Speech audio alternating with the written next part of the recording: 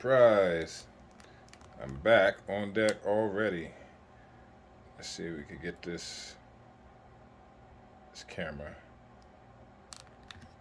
I guess that's good enough. What's up, people? I finally decided to make this video.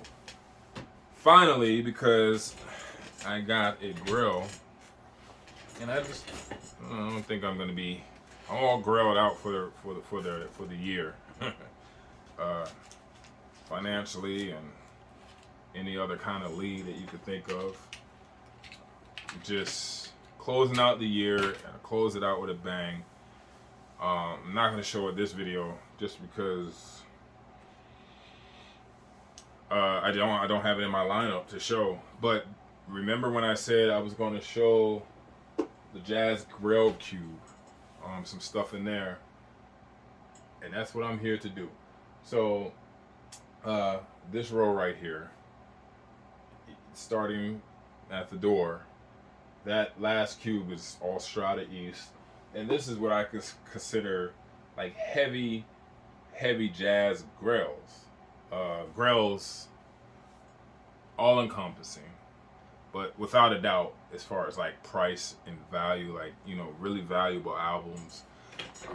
I think some people mean grails by that. I know sometimes I mean that when I say grails, but also like as far as the music and the scarcity of it, because I have albums, some albums that, man, just, all the time that I've been collecting, I just never really see for sale. And not saying that they haven't come up for sale, but like, sometimes I miss it, but it's just so far few between. Like last video where I showed that the Dollar Brand Natural Rhythms LP. It's actually the thumbnail of my last video. Like I really just don't see that LP come up a lot. It's a really good piece of music, and it's not that expensive. But that, to me, like in a sense, it's a grail because it's sought after, and just not readily available. But by no means does this cube have like all of the grails. And I'm trying to find it. Like, so if I go right here, and I keep all my Roy Ayers stuff together, but yeah, in here I have the Roy Ayers Ubiquity live at the Montreal Jazz Festival, which is extremely rare. And to me, that's a grail. I mean, I don't know how many are pressed. It's not that many. Another press release, all of that jazz. It was released on Polydor Records, but Japanese release.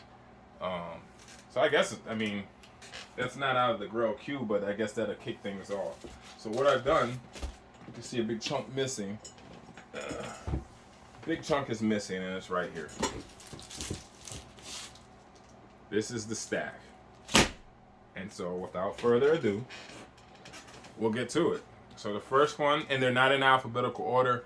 They're not in value order. They're not in any type of order, to be honest. I mean, any type of order that you will get in that is like, I sometimes group, if there's more than one LP by one particular group, then all of those will be found together. Like and then labels, like the Tribe label, like all of those are together. Things of that nature. Asha Records are all together. So anyway, first one is Saturday Night Special by the Lyman Woodard organization, Detroit cat. What can I say? Well, he's not Detroit. It's a Detroit label, the Strata label. But I think he is from Michigan. He's a Michigan cat. Everybody knows this LP. If you don't even know the music, I'm sure you've seen the cover. Definitely Grail status. A lot of people definitely try to get their hands on this album. This is the only record in my entire collection that I have on the Strata label. Now, what's funny about that is I have two. So and Both have been acquired in the last 3 months. Go figure. It's not that I saw it, let me buy doubles. No, it's just this came up on a great deal. This is like a VG minus copy. This cover, which this cover is really susceptible to nicks and dings. So I would grade it VG, but the vinyl's definitely mint. So I mean, I have 2 copies of the same record on a label that only have just this one record of. The next 2 are on Mystivic. My only 2 on Mystivic. I showed these to you guys in the last video. Got them from both the same place. Also in the last, few months or so. This past weekend, and this one, I don't know, several weeks before. They both came into the shop together, but the shop owner said that he wanted to stagger them, so that's what he did. But yeah, anything on the Mystivic label, it used to be really, really hard to get your hands on. I don't think they're as hard to get your hands on anymore as far as finding them. They could be costly, but definitely all of those on the Mystivic music label are very, very sought after. Not sure the population report though. The next one, California Professor James Benson, The Gal Dow Experience, Monster LP, especially with the music on it. I read the back. He has a lot of writing, a lot of verbiage on the back, but in my opinion, it says a whole lot of nothing. I mean, he's just rambling, throwing out every sane, African-centered, Afrocentric, whatever babble that he could come up with. What I found interesting though is that this is from, what is this from? This is from the year, I think it's 1973 if I'm not mistaken. But either way, he says on here, where is it? He said in October of 1969. So that's on the tail end of the civil rights era. But it actually says here in text that the students agreed at Cal Poly, black and brown students. Black and brown. I'm like, damn. I didn't know they were saying that. They've been saying that long. I had no idea. I thought that was kind of like a new kind of cliche that people were using to kind of, never mind. I just thought it was a new saying. I would thought it was something new, but I guess nothing's new under the sun, right? Next Grail. Huge Grail. I've wanted this forever. Finally landed a copy. Belgium Jazz from the sax player Babs Robert and the Love Planet. And it's on the Alpha label out of Belgium. Just a crazy, crazy LP. I guess you would classify it as free jazz, but the sound clips are on YouTube, so you can go listen to the type of music. So to me, it's a cut above just standard jazz. It is free improv in it. However, it is structured, and a lot of the songs aren't free at all. One of them, even dare I say, is spiritual jazz leaning. And if I'm not mistaken, I think Babs Robert, the song off of this, I don't know what song, but I think it's on that spiritual jazz compilation series. Anyway, so check it out. Next one, which has seen just an insane increase in price, is E.W. Wainwright Jr.'s African Roots of Jazz. And what's interesting, I always find blows me away about this LP is that this is out of the 80s, man. One of those live recordings from the drummer has one man struggle to preserve heritage of his culture. That's the saying on the thing on the bottom of the front cover. But again, all of these are LPs that I'm sure you all have seen, and you're asking, like, what is that about? Or like, you see these are albums that were going for crazy money when I was collecting a long time ago. Just but you could get away with sniping them on an eBay auction back in the day, maybe a minimum of 15 years ago. You could have gotten away with sniping them on eBay, and maybe getting a good deal on them. That's how I got that one. Oh, by the way, let me make an announcement. Hold on.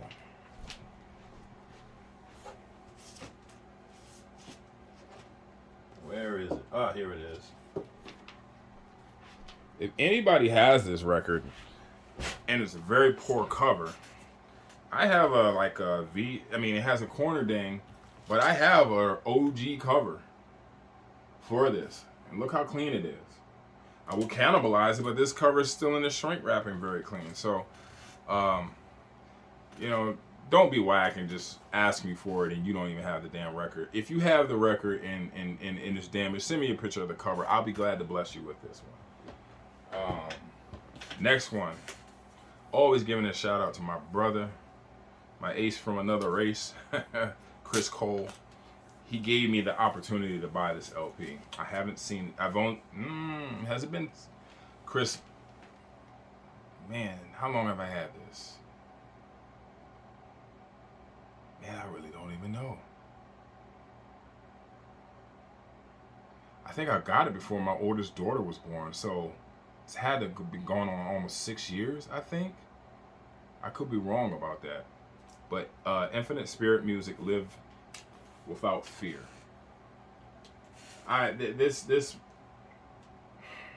has always been like a top want for me ever since I heard a snippet on a blog. I've always wanted it, even for its, I don't know if that's showing up, the label design, the music, also from the 80s. This is crazy, but this is a super grail as far as the music, the scarcity, the price, you name it. Just a crazy LP that I think I missed out. Since I've been collecting and aware of this album, only missed out on 2 auctions. I think I've only seen it for sale like twice. On eBay. I'm not talking about this odds. But that is just a heavy piece. Next heavy piece. Got this year. Dream Queen, the Bobby Hamilton Quintet Unlimited. Crazy LP. What's my favorite song? My favorite song is the last song on the first side. In the Mouth of the Beast. It's my favorite song on this. This jacket is kind of worse for wear. It's not too bad. It still has the integrity. There's enough integrity in the jacket to house the album. But as everybody knows, I put mine in the back of because I just don't like taking my jackets in and out. I'm just anal like that. Like I don't want to take the album out of whatever the clear holder that I just shit could happen, like, especially if like it's a jacket like this that may have chipping start. You can make that worse, so I just put them in the back. That was an answer for David Harper, by the way. But anyway, this is on Alifa Records, I believe. Alifa. Yeah, I don't know how to pronounce it. Alifa. Alifa Records. OG. All of these are originals. This one as well, kind of getting scarish, man. I just, these are very hard to get a hold of. It's taken me decades, 20 plus years to land copies of some of these albums, including this next one, song on the French label Le Chant du Monde. Le Chant du Monde. Is that how you say it, Kieran? It's a French LP. Hal Singer and Jeff Gilson, Soul of Africa. On Le Chant du Monde, I know that translates into Song of the World. Now, what's interesting about this? Let me show you the label. If you go on Discogs, this LP is listed under the Palm catalog, which is interesting. And I know that probably has everything to do with the fact that Jeff Gilson is on it. Maybe his record record recording credits were demanded that he give a nod to that. I mean, I don't know. Whatever. Let me pick up the pace because the Caps game is back on. This needs no introduction. The stark reality discovers Hoagie Carmichael's music shop on Ahmad Jamal's label AJP double album. I mean, we all know this one, right? No introduction, no explanation. Grail. This next one is not that well known. At least it wasn't to me at the time until I checked it out. This is on Tomorrow Records out of Italy. This is Blue Morning. This is fusion jazz fusion, maybe even jazz rock. It's on the Italian label Tomorrow, which shows an open door, which I think that's a pretty cool concept for the name of a label and its logo. But I queued up, and I don't know if this is gonna ruin my video, but I just want to give you guys a little snippet of what the music sounds like on this.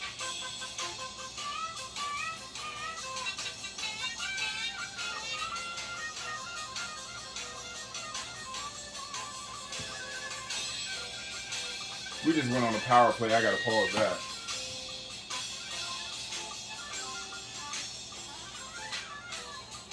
So not necessarily fusion, but I mean, like some of the tracks are fusion. It goes there, trust me. But yeah, Italian. Let me show you the back cover because I don't know if this one is that well known. That's what the back cover looks like, showing the live recording. Yep, out of Italy. 1973, I believe. Another one that needs no introduction, no explanation, but I have it. It's become more of a, it was always a Grail, but more of a money Grail now. I mean, like, this shit right here is going for crazy money. I remember when I didn't want to spend like $170 on this. Now it's like I've seen it go for $7,000 to $1,000. Like, that's crazy. On Indian Navigation Records, Pharaoh Sanders, Pharaoh. Great music on this one. It's the back cover. OG. Excellent. One of my I guess that's my favorite Pharaoh LP. Next one is the East New York Ensemble de Music at the Helm on Folkways Records. Another LP that's just exploded in value. Crazy. Like, and they do a song that's now this is confusing. I see where it says it was arranged by Freddie Hubbard, but I think they mean the one song, I think it's called Sunflower. That's Freddie Hubbard's song, and I think they just do their own. Yeah, Sunflower, they do their own thing. But if anybody hasn't heard this, I just want to read this one-liner.